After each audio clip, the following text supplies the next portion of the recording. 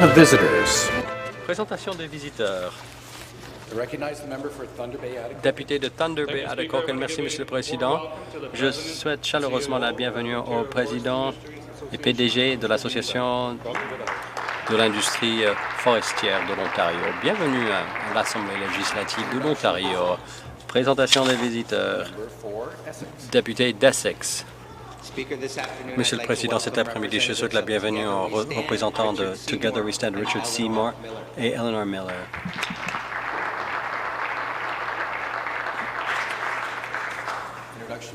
Présentation des visiteurs, député d'Ajax. Je souhaite présenter mes pages, le nom de la mère Niti Bhatia et Surya Bhatia. C'est la mère et la sœur de l'un de nos pages. Présentation des visiteurs, député d'Oakville. Merci, Monsieur le Président. Je souhaite présenter un grand ami à moi d'Ottawa, Carleton, Richard Stone.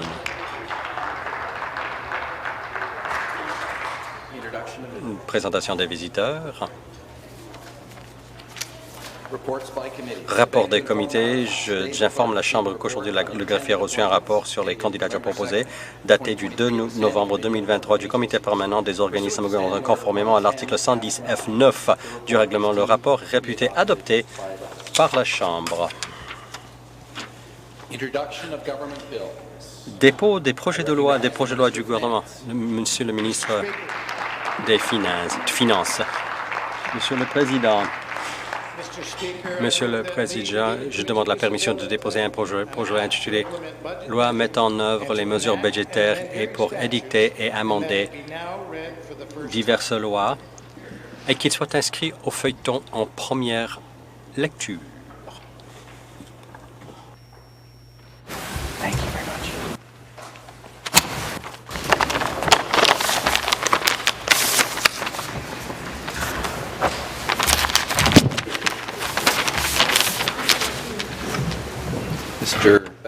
Monsieur Bethlen Falvey a demandé la permission de déposer un projet de loi édictant des mesures budgétaires et à amender diverses lois et qu'il soit inscrit au feuilleton en première lecture. Plaît-il à la Chambre d'adopter la motion? La motion est adoptée. Il s'agit d'un projet de loi intitulé « Loi mettant en œuvre des mesures budgétaires et à édicter et amender diverses lois ». Première lecture du projet de loi. Est-ce que le ministre voudrait brièvement expliquer son projet de loi? J'en parlerai lors des déclarations ministérielles tout à l'heure. Dépôt des projets de loi du gouvernement. Dépôt des projets de loi. Député de Toronto-Saint-Paul. Merci, Monsieur le Président. Je demande la permission de déposer un projet de loi intitulé Loi prévoyant une actualisation de la formation en matière des styles de coiffure autochtones, noirs dans diverses industries et qu'il soit inscrit au feuilleton en première lecture.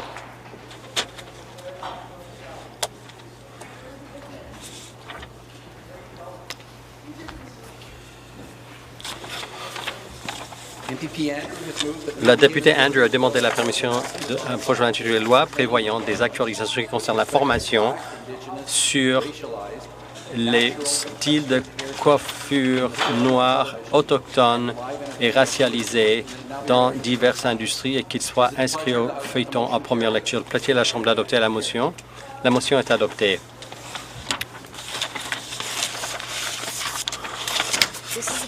C'est un projet de loi intitulé « Loi prévoyant des actualisations de la formation en ce qui concerne les styles de coiffure noirs, autochtones et racialisés dans diverses industries. » Est-ce que la députée voudrait brièvement expliquer son projet de loi? Merci, Monsieur le Président. Le projet de loi indique que la loi protéger nos couronnes en ce qui concerne les styles de coiffure noirs, autochtones et racialisés pour qui exige du ministère du Travail qu'il actualise la formation en matière des styles de coiffure dans diverses industries, comment il s'agit du soin pour les styles de coiffure pour tous les coiffeurs et coiffeuses, pour protéger la santé et la sécurité des interprètes, et pour booster l'économie de la province et pour lutter contre le racisme dans la province. Il s'agit de lutter contre l'inéquité à laquelle sont confrontés des interprètes et artistes qui font déjà face à des problèmes de racisme. Je remercie ma circonscription. Je remercie toutes les parties intéressées qui ont participé à la rédaction de ce projet de loi. Je rappelle aux députés qu'il suffit de lire la note explicative. Député de Spadina-Fort York, dépôt des projets de loi. Merci, M. le Président. Je demande la permission de déposer intitulé Loi modifiant la loi sur le vérificateur général et la loi sur l'intégrité des députés et qui soit inscrit au feuilleton en première lecture.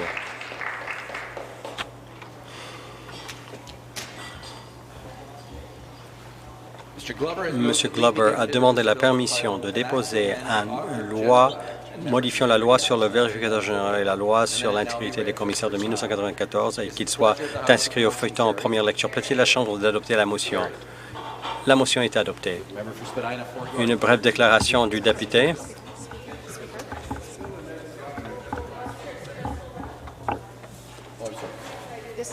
C'est un projet de loi intitulé « Loi modifiant la loi sur le vérificateur général et l'intégrité des députés de 1994. » Député de Spadina-Fort York, une brève explication. Oui, absolument. Le projet de loi modifie la loi sur la loi sur le vérificateur général en ce qui concerne la circulation d'informations actuellement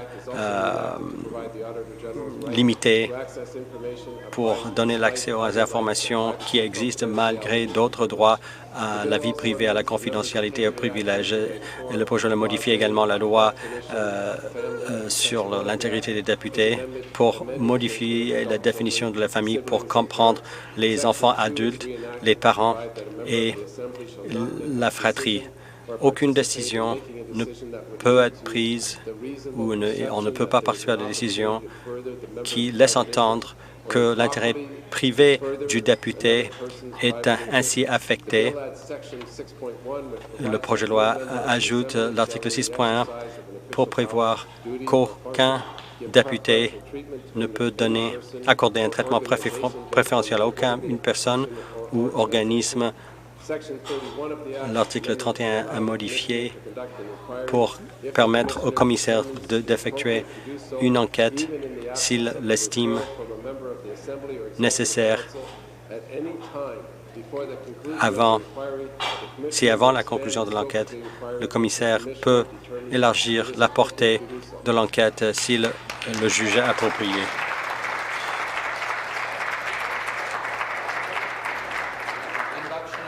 Dépôt de projet de loi.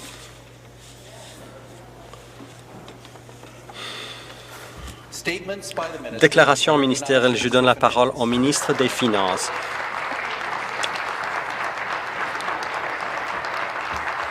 Merci, Monsieur le Président. Merci, chers collègues. Avant de commencer aujourd'hui, si vous me permettez, ça va être un peu difficile, mais je voudrais saluer ma mère qui est venue en 1944 a quitté une Europe traumatisée par la guerre. Elle est arrivée ici avec sa jeune famille. Elle est en proie au cancer du pancréas. Elle nous suit cet après-midi. Je lui souhaite un prompt rétablissement.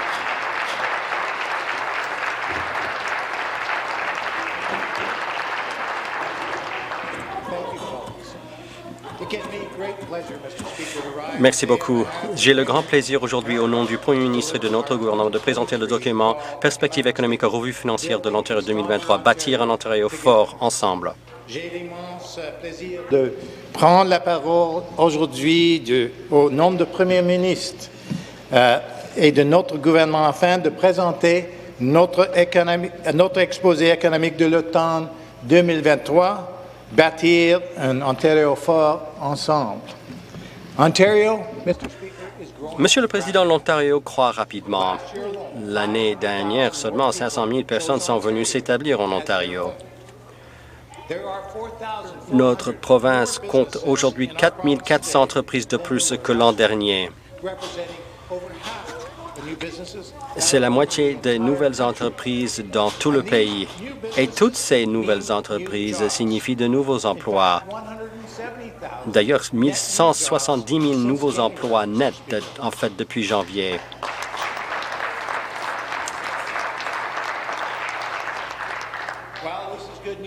Bien que cette croissance soit une bonne nouvelle pour l'Ontario, nous ne devons jamais la tenir pour acquise. Comme je l'ai dit à maintes reprises auparavant, l'Ontario n'est pas à l'abri d'un ralentissement économique. Les répercussions de l'inflation élevée et des augmentations rapides des taux d'intérêt de la Banque du Canada pèsent lourdement sur nos perspectives économiques pour le reste de l'année et l'année prochaine. La guerre de la Russie contre l'Ukraine et l'effroyable attaque terroriste perpétrée récemment contre Israël font perdurer une profonde incertitude géopolitique. Devant ces défis économiques et géopolitiques, nous devons faire un choix. Nous pouvons faire marche arrière quand les emplois manufacturiers quittaient l'emploi ou l'engorgement des routes a ralenti l'économie lorsque les travailleurs travaillaient de plus en plus, mais la vie était de plus en plus difficile, ou nous pouvons créer plus d'emplois et de meilleurs chèques de paie, un chemin qui crée des infrastructures dont nous avons besoin pour les soutenir nos collectifs en pleine croissance de manière financièrement responsable et avec l'objectif d'équilibrer le budget. Monsieur le Président,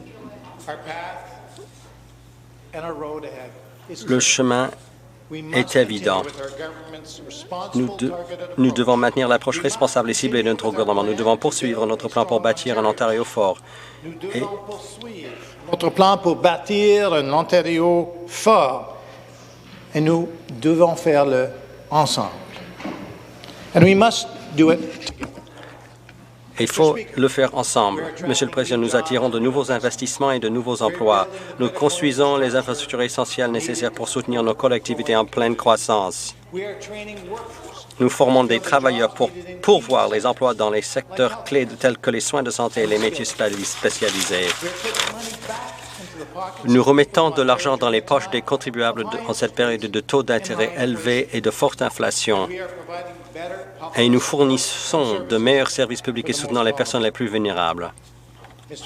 Monsieur le Président, en tenant compte du ralentissement économique qui se répercute sur les revenus et de l'augmentation de notre marge de manœuvre de façon à pouvoir gérer les risques, notre gouvernement prévoit maintenant un déficit de 5,6 milliards de dollars en 2023-2024.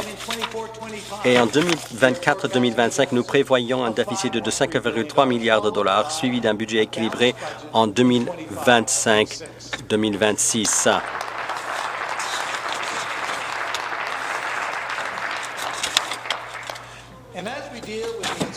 Face à l'incertitude qui nous guette, Monsieur le Président, notre gouvernement ne manquera pas de faire ce qu'il faut pour soutenir la population et les entreprises de l'Ontario. Face à l'incertitude qui nous guette, Monsieur le Président, notre gouvernement ne manquera pas de faire ce qu'il faut faire pour soutenir la population et les entreprises de l'Ontario. Mr. Speaker, Monsieur le Président, notre gouvernement s'emploie à bâtir l'Ontario. Tout d'abord dans le Nord, où nous réalisons le potentiel économique des minéraux critiques et construisons les routes vers le cercle de feu en partenariat avec les communautés autochtones.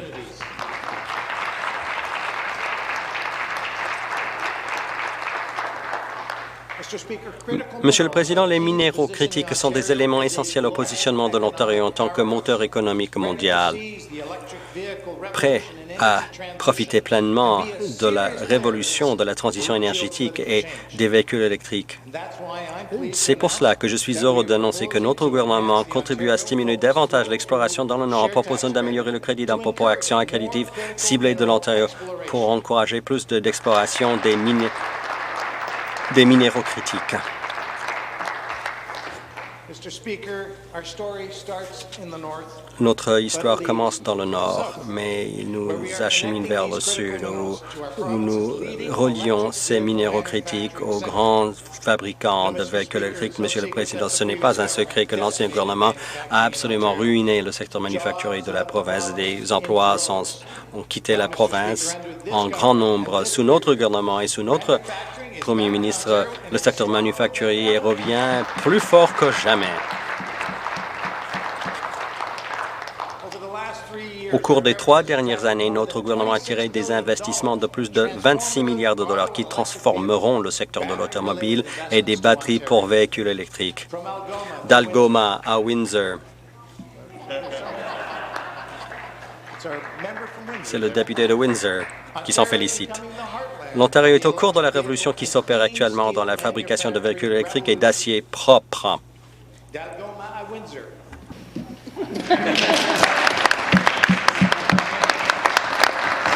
L'Ontario est au cœur de la révolution qui s'opère actuellement dans la fabrication de véhicules électriques et d'acier propre. Et, Monsieur le Président, ce n'est que le début. Notre crédit d'impôt pour l'investissement dans la fabrication d'Ontario aide les fabricants à réduire leurs coûts, à innover et à conserver un avantage concurrentiel. Et, Monsieur le Président, pour conserver cet élan, notre gouvernement accorde un nouveau financement de 100 millions de dollars à Investissement Ontario pour attirer plus d'investissements et plus d'emplois ici même en Ontario.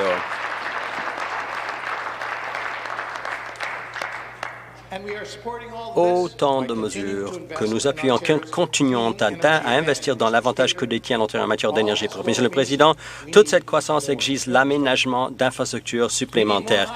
Il nous faut plus de routes pour transporter les biens que nous produisons. Il nous faut plus de transports en commun pour amener les gens là où ils doivent se rendre. Il nous faut plus d'hôpitaux et d'écoles pour servir notre population croissante. C'est pourquoi, mais une population croissante et économie, ce n'est pas la seule raison qu'il faut construire. Après des décennies de refus des gouvernements précédents, nous avons été d'un déficit en matière d'infrastructure de la province. C'est pour ça que nous bâtissons la province. Nous construisons plus d'autoroutes comme la 413 et le contournement de Bradford. Nous investissons pour offrir davantage de transports en commun comme la ligne Ontario et le Northlander. Partout dans la province, nous construisons des hôpitaux, des foyers de soins de longue durée et des écoles et aménageons des places en garderie. Cependant, comme des centaines de milliers de personnes s'installent en Ontario chaque année, les infrastructures existantes sont de plus en plus sollicitées. Et malgré Et nous avons certes un plan d'immobilisation de 185 milliards de dollars qui est sans précédent, mais l'Ontario doit construire encore davantage. Et les contribuables ontariens ne peuvent pas assumer seuls les coûts. C'est pourquoi je suis heureux d'annoncer aujourd'hui que notre gouvernement lance la Banque de l'infrastructure de l'Ontario.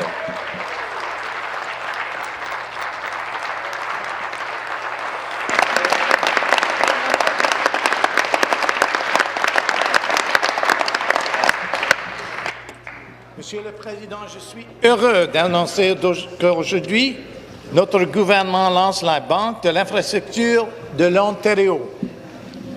Following in the steps of many other jurisdictions around the world. Comme c'est le cas dans de nombreux territoires de compétences qui sont dotés d'entités semblables, un peu partout dans le monde, la Banque attirera des investisseurs institutionnels de confiance pour contribuer à financer la construction d'infrastructures essentielles qui, autrement, ne verraient pas le jour.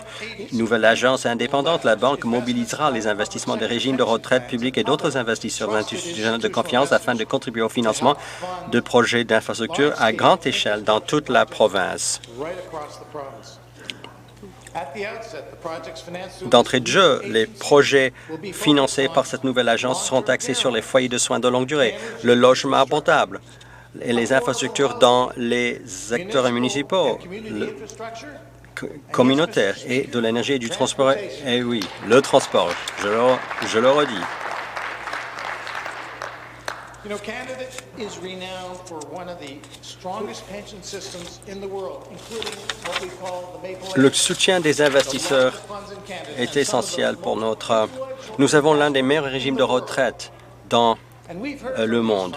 Et les différents fonds nous ont dit qu'ils sont à la recherche de nouvelles perspectives, de nouvelles occasions pour investir l'épargne des travailleurs ici au Canada. Et en Ontario, avec cette banque de l'infrastructure, nous créons des débouchés pour ces régimes de retraite canadiens afin de saisir nos avantages domestiques pour investir ici même au Canada. Monsieur le Président, le gouvernement fédéral doit assumer sa juste part. Nous demandons à Ottawa de participer en investissant dans un nouveau programme d'infrastructure de prochaine génération qui prévoirait un financement suffisant pour bâtir les infrastructures essentielles dont les provinces et les municipalités ont besoin. Entre-temps,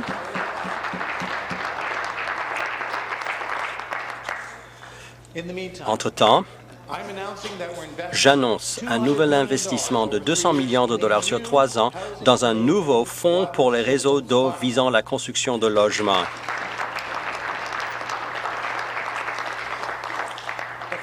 Ce fonds constitue une mesure de plus qui contribuera à créer de nouvelles possibilités de logement via ce que l'infrastructure de distribution d'eau nécessaire à la construction de nouveaux logements soit mise en place. Et je m'adresse aux Ontariennes et aux Ontariens qui nous écoutent aujourd'hui. Je veux que vous sachiez que bâtir un Ontario fort ensemble signifie que votre gouvernement œuvre pour vous. Ensemble signifie que votre gouvernement œuvre pour vous. It means more training for workers to fill in-demand jobs, better public services for people. Cela signifie que votre gouvernement entend offrir davantage de programmes de formation pour les travailleurs afin de pourvoir les postes dans les domaines à forte demande, fournir de meilleurs services publics à un plus grand nombre de personnes et garder les gaps pour vous et votre famille. Monsieur le Président, j'ai beaucoup parlé de bâtir l'économie et les infrastructures, mais ce sont les travailleurs qui font ce travail. Ce sont eux qui font le travail, je le redis, et nous œuvrons pour les travailleurs. Nous avons investi plus de 1 milliard de dollars pour que davantage de personnes puissent prendre une longueur d'avance dans les métiers spécialisés pour les bâtir. Nous accompagnons aussi les travailleurs dans la planification de leur retraite. Nous aidons les régimes de retraite à prestations cibles sont offerts par un syndicat ou une association pour contribuer à garantir à leurs membres une retraite confortable. Ces régimes sont courants chez les travailleurs des métiers spécialisés. Monsieur le Président, l'ancien gouvernement n'a pas considéré ces régimes en refusant de mettre en place un cadre réglementaire pérenne pour ces régimes. Monsieur le Président, notre gouvernement va changer la donne. Nous proposons un nouveau et très nécessaire cadre permanent pour les régimes de retraite à prestations cibles. Un nouveau cadre. Il contribue à protéger les revenus de retraite des travailleurs des métiers spécialisés, tout en rendant encore plus attrayantes les carrières dans ces métiers.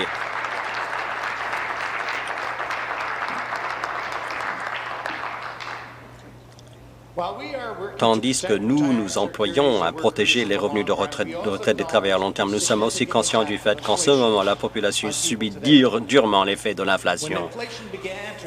Lorsque l'inflation s'est mise à grimper à l'échelle mondiale, l'Ontario réagit rapidement et n'a pas tardé à remettre de l'argent dans les poches des contribuables. Nous avons supprimé les frais de renouvellement des plaques d'immatriculation, les vignettes, et ce qui a permis à la foyer moyenne de réaliser jusqu'à présent des économies de 600 $. Nous avons augmenté le salaire minimum et bien entendu, Monsieur le Président, nous avons réduit temporairement les taux de la taxe sur l'essence et de la taxe sur les carburants.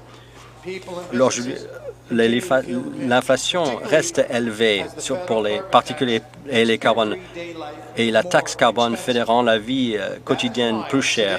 Voilà pourquoi nous proposons de reconduire les réductions du taux de la taxe sur l'essence et de la taxe sur les carburants jusqu'au 30 juin 2024.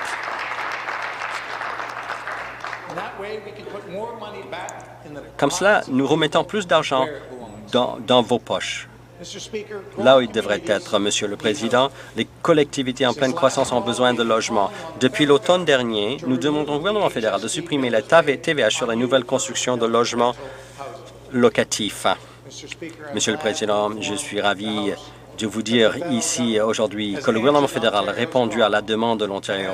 Aussi, fidèle à son engagement, notre gouvernement prend-il des mesures pour supprimer entièrement la portion provinciale de 8 % de la TVH sur ces projets.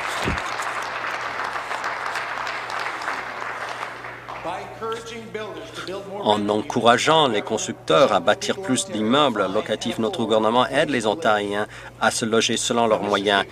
Monsieur le Président, non seulement nous contribuons à garder les coûts bas pour la population, mais nous offrons aussi des meilleurs services, plus commodes, comme dans les soins de santé. Grâce aux mesures que nous avons prises, les pharmaciens peuvent maintenant prescrire un traitement pour 19 affections courantes. Et grâce au leadership de la vice-première ministre et de la ministre de la Santé, les retards dans les services de chirurgie ont été réduits de plus de 25 000 par rapport au pic atteint en mars 2022.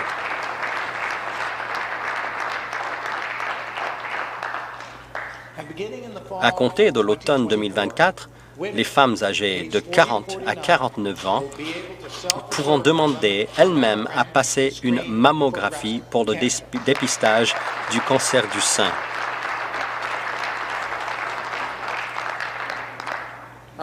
Notre gouvernement continue de mettre en place un système de soins de santé plus interconnecté et commode pour la population de l'Ontario. Mais sachez, Monsieur le Président, le chemin qui reste à parcourir sera certes tumultueux. Les défis économiques qui se profilent à l'horizon soulignent la nécessité de rester discipliné et responsable sur le plan budgétaire. Et c'est ce que notre gouvernement fait en maintenant son engagement d'atteindre l'équilibre budgétaire. Et, Monsieur le Président, nous avons été témoins de ce que les Ontariens peuvent accomplir lorsqu'ils s'unissent. Nous avons été témoins de ce que les Ontariennes et Ontariens peuvent accomplir lorsqu'ils s'unissent. Together, we can Ensemble, nous pouvons surmonter toutes les embûches. Ensemble, nous pouvons faire face à cette incertitude économique. Ensemble, nous pouvons bâtir les infrastructures essentielles dont nous avons besoin pour soutenir nos collectivités en pleine croissance. Monsieur le Président, nous pouvons bâtir un Ontario fort ensemble. Merci beaucoup.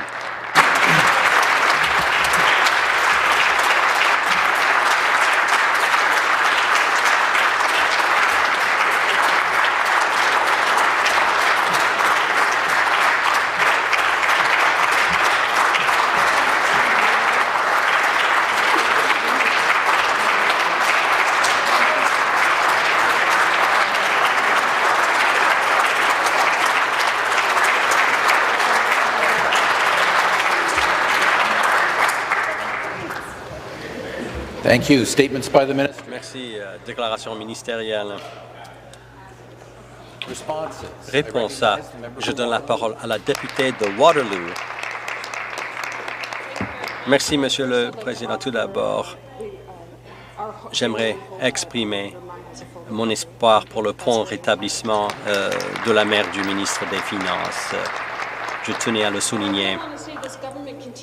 Mais ce gouvernement continue à livrer une bonne dose de déception. Tout le monde, sauf ce gouvernement, a compris que nous vivons une époque extraordinaire. Le coût de la vie grimpe en flèche, ça monte en flèche, et le loyer et le logement sont hors contrôle. Les Ontariens sont exaspérés, ils sont stressés, ils sont inquiets. Le gouvernement ne l'a pas compris. Ils sont tellement préoccupés pour enrichir leurs amis initiés, spéculateurs. Ils ne voient pas les difficultés de la population. Rien que la semaine dernière, Teresa, 92 ans, victime de rénoviction, pensait à l'aide médicale à mourir. Ce sont des gens véritables, avec de véritables problèmes. Le gouvernement ne rend pas leur vie plus simple. Il la rend plus difficile. Dans une époque de difficultés économiques, nous voulions voir un vraiment changement de cap dans ces perspectives économiques. Malheureusement, aujourd'hui, le gouvernement, la population vient d'entendre du pareil au même. Rien pour la population, pour alléger leurs préoccupations et regagner la confiance érodée par le gouvernement depuis 5 ans. Nous-mêmes, nous avons géré nos attentes, mais la population pensait vraiment que le gouvernement allait reconnaître l'importance du logement, de pouvoir rester dans un logement locatif pendant une crise du logement. Est-ce que le gouvernement l'a souligné? Est-ce que le gouvernement l'a priorisé? Eh bien non. Nous invitons le gouvernement à faire marche arrière sur l'élimination des comptes de loyer, décision qui a porté préjugé à tellement de personnes. le coût du logement est la source principale de la crise de la vie chère. Le contrôle des loyers est une mesure qu'il pourrait mettre en œuvre dès maintenant, aujourd'hui, pour aider les Ontariens. Mais bien non, le gouvernement choisit de ne pas faire cela. Les gens ont du mal avec le coût des courses. Il y a des personnes les épiceries amassent des fortunes milliardaires. Vous êtes totalement à côté de la plaque. Les coûts du logement et de l'alimentation, c'est ce qui mène à l'augmentation de la vie. Et ce gouvernement n'a même pas mentionné les agriculteurs dans le rapport. Les agriculteurs sont une partie importante de l'agriculture. C'est pas un gouvernement ici qui rend la vie plus facile.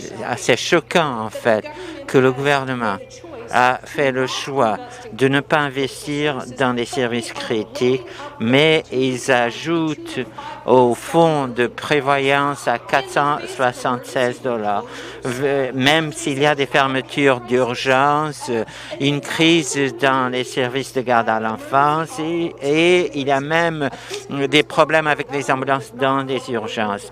Et on devrait avoir des millions de dollars et on épargne. Et il y a des problèmes d'ambulance, il y a des délais d'attente aux salles d'urgence. Les étudiants, 4 à 5 étudiants dans un appartement d'une seule chambre parce qu'ils ne peuvent pas payer le loyer. C'est tout un problème à Kitchener-Waterloo. La population ontarienne sait que ce gouvernement est au pouvoir depuis 5 ans. Ils ont choisi d'aider leurs amis plutôt que les gens qui les ont élus pour servir. Ils mettent l'argent du côté plutôt que d'investir dans les services essentiels, services de santé, infirmières, préposés, services de garde à l'enfance. 1,4 million d'Ontariens n'ont pas de médecins de famille. On a demandé à avoir un investissement pour réduire le fardeau administratif. C'est que cela libérait 2000 médecins parce qu'ils font beaucoup d'administration. Vous avez cette solution devant vous. Monsieur le Président, ce gouvernement, clairement, est complètement coupé de la réalité de la population de cette province et c'est ce qu'on a devant nous. Même pendant qu'il y a une enquête de la GRC qui fait une enquête criminelle de ce gouvernement. Les énoncés économiques de l'automne étaient une occasion de regagner la confiance pour aider dans les difficultés et pour aider les gens qu'on doit servir. Ce gouvernement n'a pas choisi, mais les néo-démocrates sont de votre côté. On vous voit, on va continuer à lutter pour vous.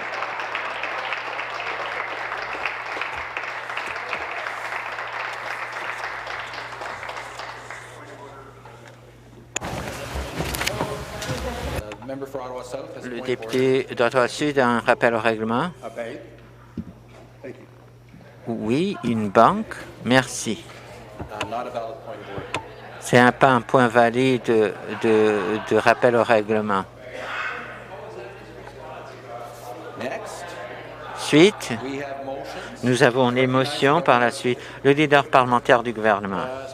Monsieur le Président, si vous voyez qu'on a une nomination, on a le consentement unanime quant à la nomination de directeur de la responsabilité financière. Le leader parlementaire demande le consentement unanime pour avoir la nomination du prochain directeur du Bureau de la responsabilité financière. Y a-t-il accord? Accord est donné. Monsieur le Président, je propose, selon l'article 2.2 de la loi sur la responsabilité financière de l'Ontario, les statuts de l'Ontario de 2013, chapitre 4, Jeffrey Novak soit nommé directeur de la responsabilité financière pendant 5 ans, en commençant le 3 novembre 2023.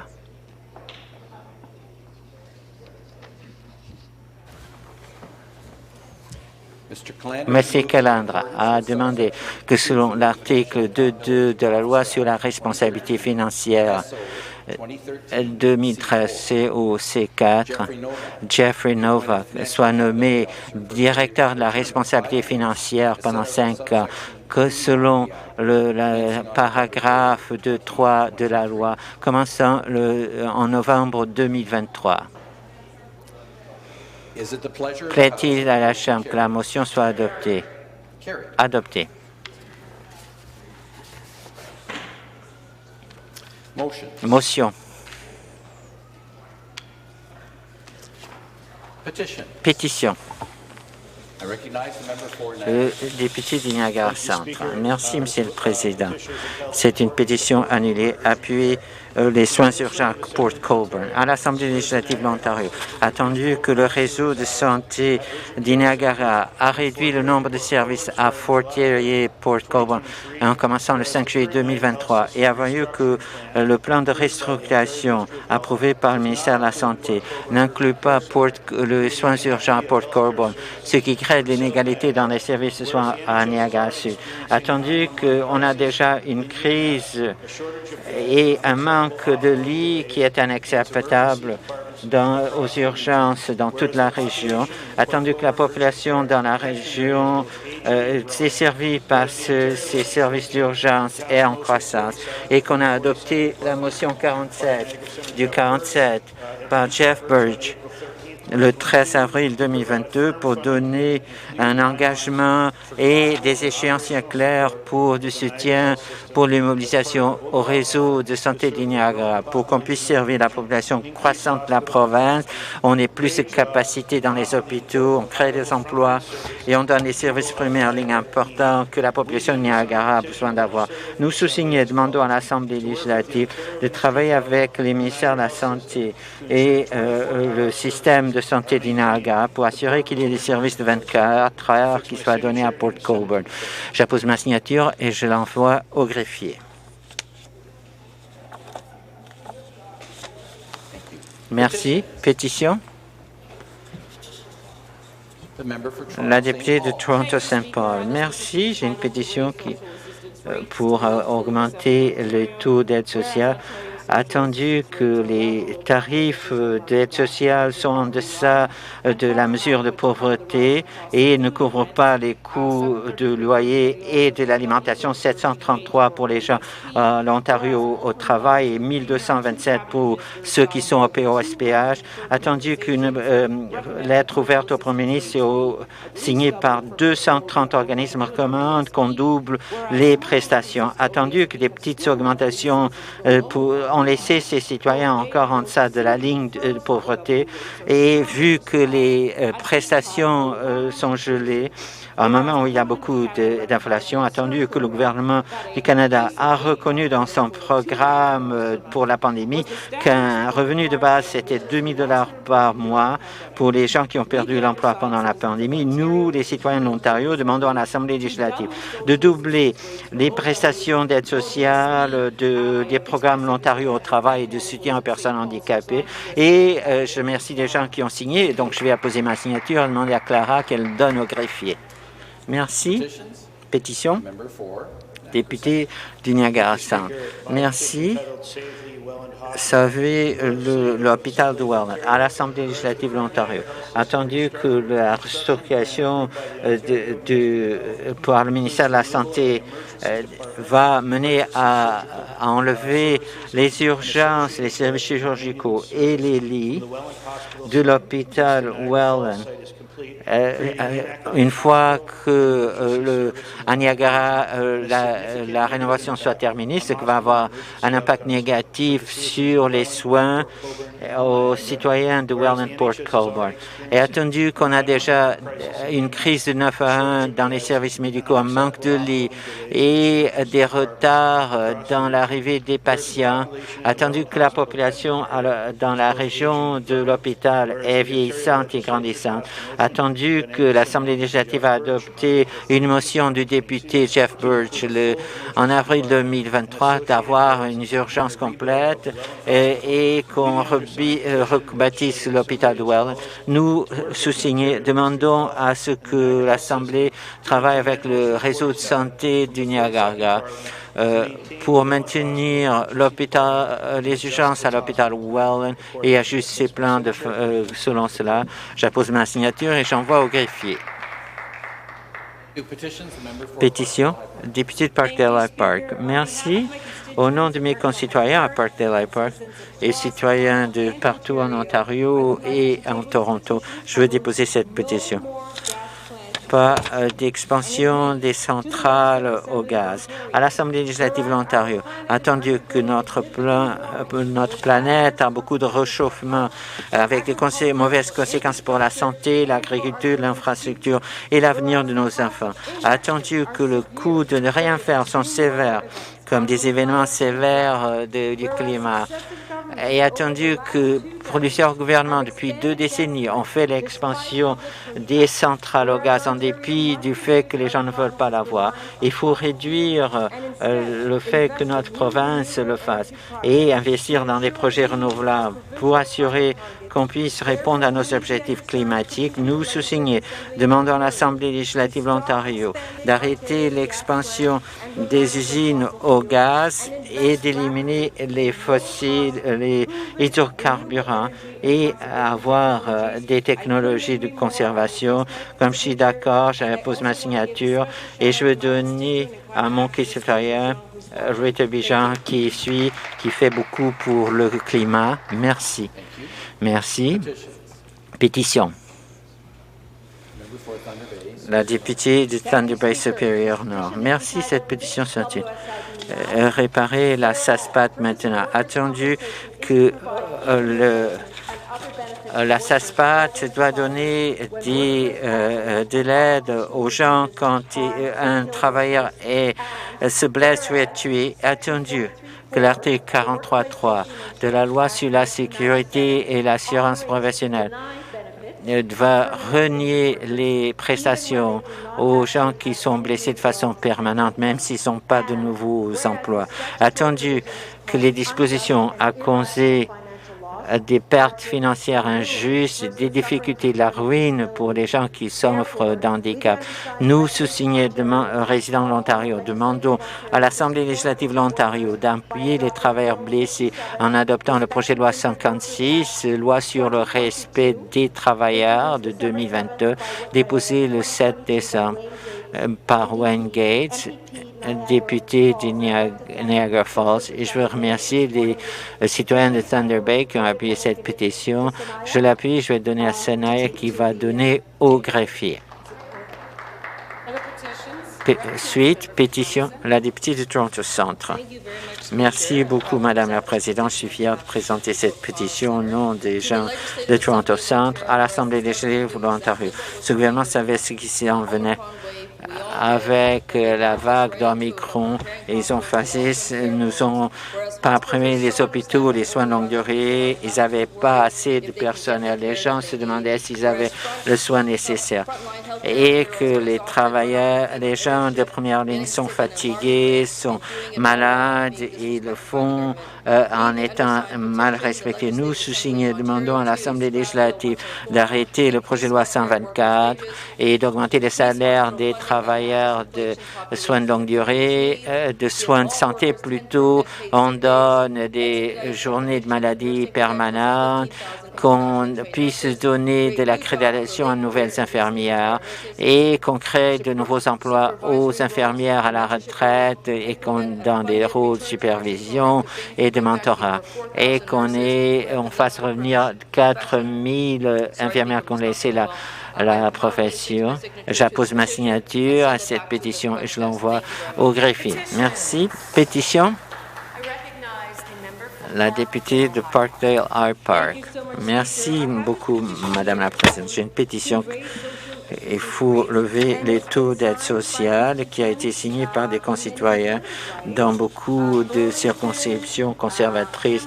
Burlington, Hamilton, Mississauga, Benbrook, Linden et beaucoup d'autres régions conservatrices. À l'Assemblée législative de l'Ontario, attendu que les prestations d'aide sociale de l'Ontario sont bien en bas de la mesure de pauvreté officielle du Canada et ne couvrent pas les coûts qui augmentent pour l'alimentation loyer, attendu que les gens reçoivent seulement 733 $ dans le programme de l'Ontario Travail et les gens au programme d'aide aux personnes handicapées reçoivent 1227.